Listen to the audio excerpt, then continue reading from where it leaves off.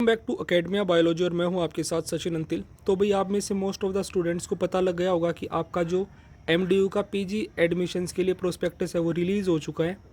तो इस वीडियो में हम प्रोस्पेक्टस में जो भी आपके लिए इन्फॉर्मेशन दे रखी, जो इम्पोर्टेंट इन्फॉर्मेशन है, जैसे कि आपकी नंबर ऑफ़ सीट्स, आपके किस कोर्स में कितनी सीट है या उसकी फ़ी क्या है या बाकी जो डिटेल्स वगैरह एंट्रेंस एग्ज़ाम की, वो सारी चीज़ें इसमें आपको मिल जाएंगी। तो वीडियो को एंड तक ज़रूर देखें।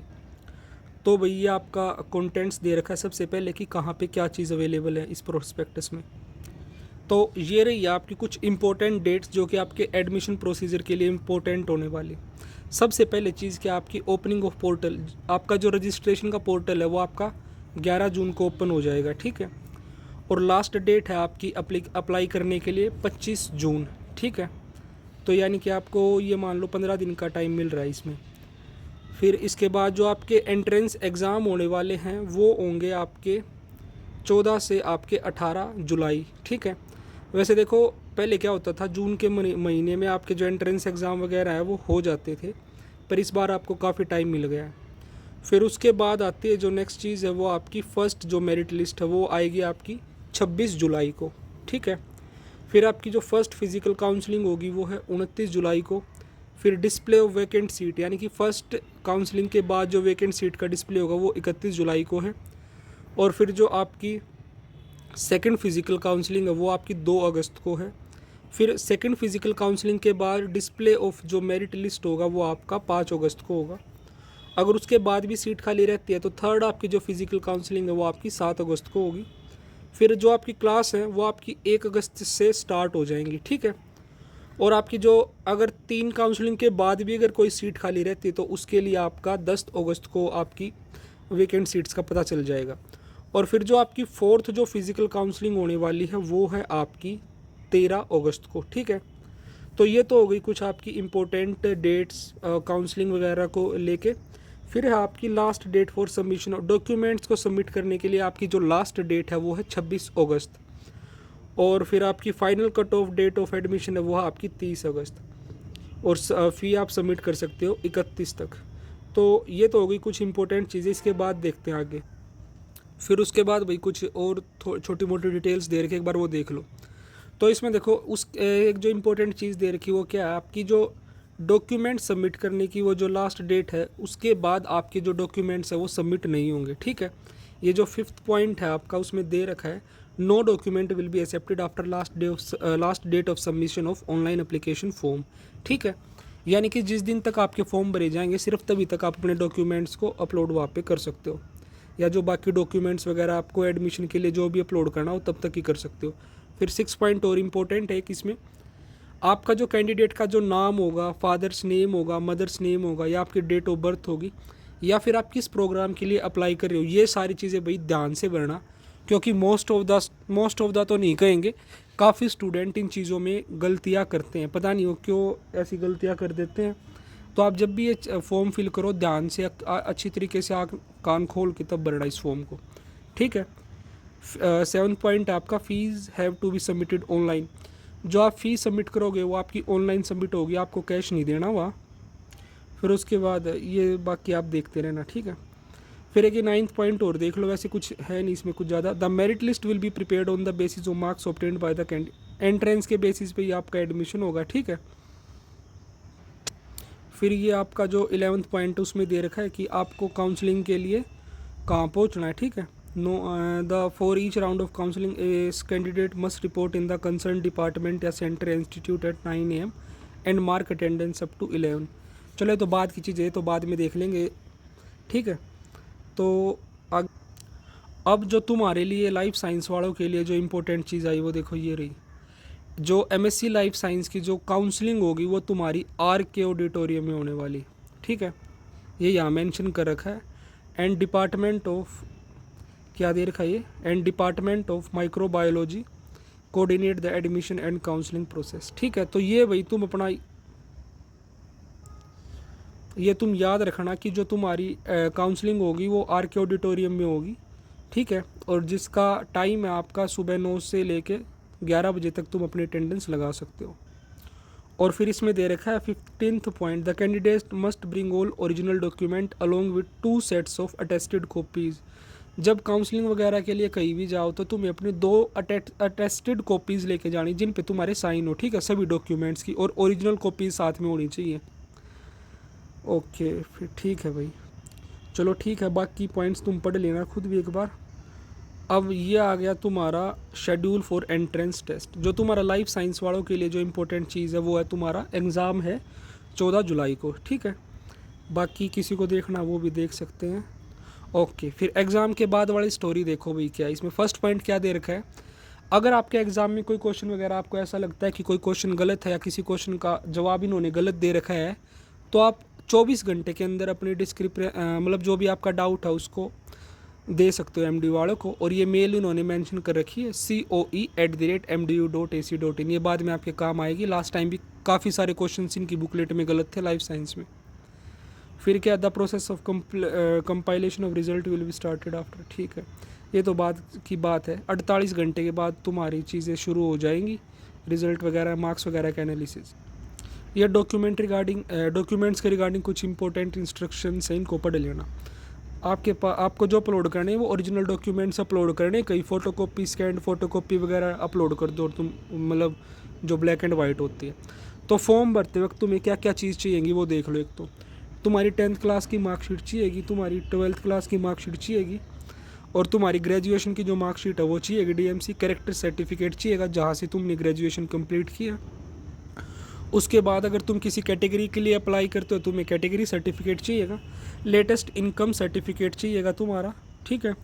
फिर हरियाणा रेजिडेंट सर्टिफिकेट, अगर तुम हरियाणा के रेजिडेंट हो तो तुम अप्लाई कर सकते हो, उसके लिए भी मतलब वो अपलोड करना होगा तुम्हें, ठीक है, ताकि तुम जो हरियाणा वाली जो सीट्स हैं उनके लिए काउंसलिंग करवा सको, ठीक है। उसके बाद डॉक्यूमेंट, अगर आप किसी सुपर न्यूमेरी सीट के लिए अप्लाई करते हो तो उसके लिए भी आपको अपलोड करना पड़ेगा। देखो सुपर न्यूमेरी सीट्स का एक बार आगे देख के मैं बताऊंगा, काफ़ी तरह की सुपर न्यूमेरी सीट्स होती हैं, क्या क्या उसमें। अगर तुम्हारा गैप आ गया ग्रेजुएशन के बाद तो आपको एक गैप सर्टिफिकेट भी अपलोड करना पड़ेगा। फिर इसमें जो आपके एग्जामिनेशन सेंटर है, यानी कि जहाँ पे एंट्रेंस एग्ज़ाम तुम्हारा होगा वो तुम्हारे एडमिट कार्ड के ऊपर आएंगे, ठीक है। ठीक है भाई, ये सारी चीज़ें। और अब ये आ गया तुम्हारा लाइफ साइंस वाले कि मतलब किस कोर्स के लिए तुम्हारी एलिजिबिलिटी क्या है, ठीक है। तो ये एलिजिबिलिटी तुम खुद एक बार देख लेना, ठीक है। इसमें कुछ बहुत ज़्यादा समस्या वाली बात होती नहीं है।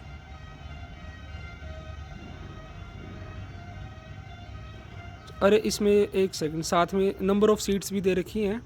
कोई नहीं, ये आगे सीट्स का ब्रेकअप होगा ना, वह सही तरह से बता दूंगा किस कैटेगरी की कितनी सीट। तो भाई अब ये आ गया तुम्हारा सीट्स का ब्रेकअप, यानी कि लाइफ साइंस में तुम्हारी कितनी सीट है। देखो MSc बायोकेमिस्ट्री से शुरू है। सबसे पहले तुम्हारी MSc बायोकेमिस्ट्री में ऑल इंडिया कैटेगरी की 6 सीट हैं, EWS की कोई सीट नहीं है। हरियाणा ओपन जनरल कैटेगरी की तुम्हारी 16 सीट्स हैं। SC की तुम्हारी 3 सीट हैं। SC डिप्राइव्ड की तुम्हारी कितनी है भाई, ये 4 सीट है बायोकेमिस्ट्री में। BCA की 6 सीट है, BCB की 3 सीट है, और फिर ये PW जो फिजिकली हैंडीकैप स्टूडेंट होते हैं उनकी 1 सीट है, और EWS की आपकी 1 सीट है, ठीक है। तो MSc बायोकेमिस्ट्री में आपकी टोटल 40 सीट है।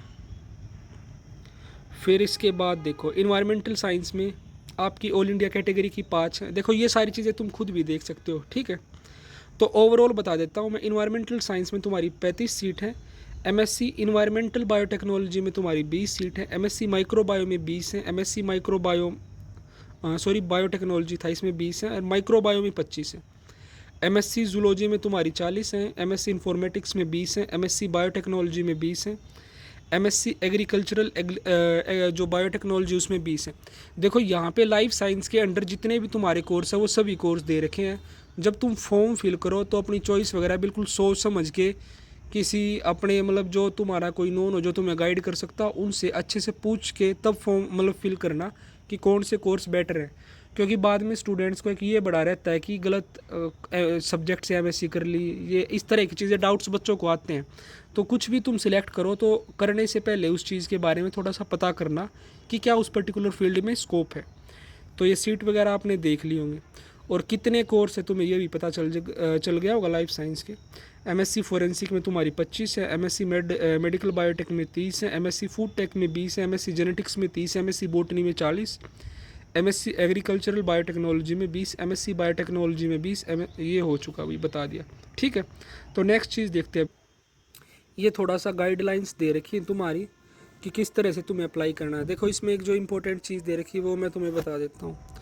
जो तुम्हारी जनरल कैटेगरी के लिए फ़ी है वो 1600 रुपये है, और जो बाकी कैटेगरी कैंडिडेट्स हैं जैसे SC DSC BC उन सभी कैटेगरीज़ के लिए 400 रुपये फ़ी तुम्हारी रहने वाली। ठीक है, बाकी इसमें कुछ जो इंपॉर्टेंट चीज़ एक बार तुम खुद भी देख लेना प्रोस्पेक्टस से, मैं प्रोस्पेक्टस का लिंक डाल दूंगा।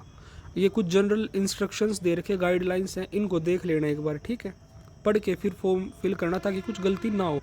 फिर देखो ये तुम्हारे लिए एक जो इम्पोर्टेंट चीज़ है वो आ गई, ये तुम्हारे रूल है एंट्रेंस एग्ज़ाम को लेके।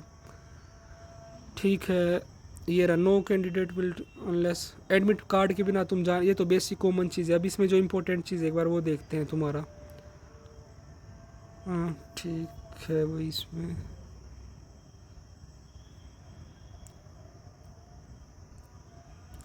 भाई, इसमें एक बार ये देखते हैं तुम्हारी नेगेटिव मार्किंग का क्या सीन है, कहीं कुछ मेंशन है या नहीं है। ये किसमें एक और चीज़ दे रखी है, no candidate will be allowed to enter the examination hall 15 minute after the commencement of exam. यानी कि अगर एग्ज़ाम को शुरू हुए 15 मिनट हो गई तो तुम एंट्री नहीं देंगे, तो अपना टाइम से पहुंच जाना। ठीक है भाई, नेगेटिव मार्किंग को लेके अभी तक तो कुछ आया नहीं, पर उससे पहले देखो तुम्हारा सीट का ब्रेकअप दे रखा है। कुछ तुम्हारी सुपर न्यूमेरी सीट्स होती हैं उनके बारे में डिटेल देखो एक बार। ये तुम्हारी सुपर न्यूमेरी सीट्स की डिटेल है जो पेज नंबर 42 पे है। एक बार इसको प्रोस्पेक्टस ओपन करके देख लेना। एक साथ ये सारी चीज़ें मैं अब स्क्रीन पे शो नहीं कर सकता, चलो देखते ट्राई करके, अगर हो जाएंगी तो। चलो भाई ये हो गया है। तो देखो ये रही तुम्हारी, ये all India category other than Haryana 10% है आपकी। तो ये नंबर ऑफ़ सीट्स का ब्रेकअप अलग अलग दे रखा है इसमें कोर्स के हिसाब से। ऑल इंडिया ओपन कैटेगरी की आपकी अलग अलग कोर्स में कितनी सीट्स एक बार देख लो भाई। इन्वायरमेंटल साइंस में 3 है, इन्वायरमेंटल बायोटेक्नोलॉजी में 2 है, माइक्रोबियल में 2 हैं, माइक्रोबायोलॉजी में 2 हैं, MSc जूलॉजी में 4 है ऑल इंडिया ओपन कैटेगरी की। स्पोर्ट कोटा की तुम्हारी 1 सीट है सुपर न्यूमेरी में। कल्चरल एक्टिविटीज़ की सभी में 1-1 है। ये NRI वाला तो छोड़ो। सिंगल गर्ल चाइल्ड, कुछ केसेस में क्या होता है भाई, सिंगल गर्ल चाइल्ड होते हैं तो उस केस में आपकी सभी डिपार्टमेंट में 1-1 सीट होती है। तो इस चीज़ को ध्यान रखना, अगर कोई एलिजिबल कैंडिडेट है तो अपने डॉक्यूमेंट्स वगैरह तैयार करवा लेना। ये एम्प्लॉय वार्ड वाले तो खुद ध्यान कर लेते हैं इन चीज़ों का। ये फिर सेंट्रल या स्टेट गवर्नमेंट स्पॉन्सर्ड पर्सोनल की 1-1 सीट है। फिर ये आपके काम की नहीं है। अगर किसी के पास NCC का C सर्टिफिकेट है तो उन सभी के लिए भी 1-1 सीट है यहाँ पे। NSS वालों के लिए भी 1-1 सीट है, ऑर्फन चाइल्ड के लिए भी 1-1 सीट है, बाकी ट्रांसजेंडर्स के लिए भी 1-1 सीट है। ठीक है, तो इन केस अगर कोई भी एलिजिबल कैंडिडेट इसके लिए है तो सभी कोर्सेज में डिटेल एक बार चेक कर लेना। ऑलमोस्ट सभी में 1-1 सीट तो आपकी इस तरह की है।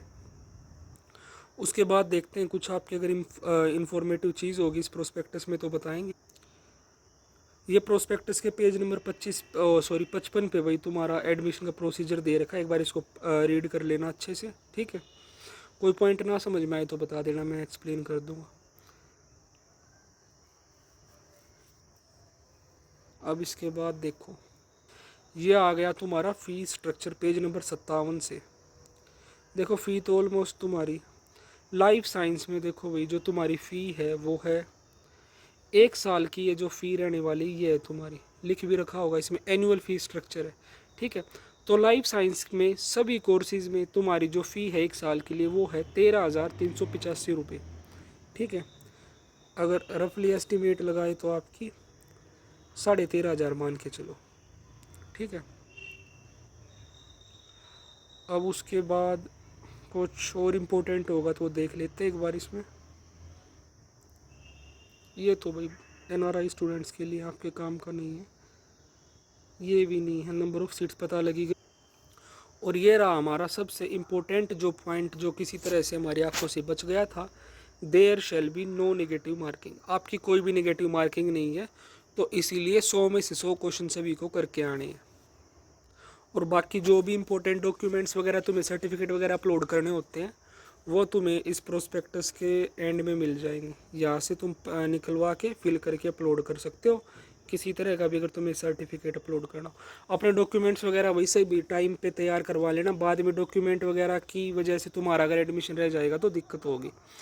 और इसी के साथ इस प्रोस्पेक्टस में जो भी इंफॉर्मेशन थी जो आपके लिए इम्पोर्टेंट थी वो मैंने सारी शेयर कर दी। और ये यूनिवर्सिटी का गेट नंबर 1 का व्यू दे रखा है जो कि काफ़ी सुंदर और मनमोहक लग रहा है। ठीक है, इन केस अगर आपको कोई और डाउट है इसके आपके एडमिशन वगैरह के रिगार्डिंग तो आप कमेंट कर देना, अगर मुझे पता होगा तो मैं श्योरली आपकी हेल्प करूँगा।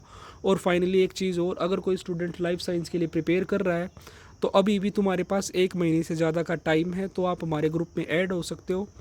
सब्सक्रिप्शन आप परचेज़ कर सकते हो जहाँ पे आपको प्रॉपर गाइडेंस मिलेगी। सिर्फ MDU ही नहीं, कुरुक्षेत्र यूनिवर्सिटी के जूलॉजी एंट्रेंस एग्ज़ाम या बाकी जो भी लाइफ साइंस के एंट्रेंस एग्ज़ाम होंगे उनके लिए भी प्रिपेयर करेंगे। और हरियाणा में लाइफ साइंस के रिगार्डिंग जो भी एग्ज़ाम है सभी के लिए हम ऑलमोस्ट प्रिपेयर करेंगे। मेन फोकस हमारा MDU और KU के MSc जूलॉजी पे रहेगा। So guys don't forget to like share and subscribe. Thank you for watching me carefully. Stay tuned for next one.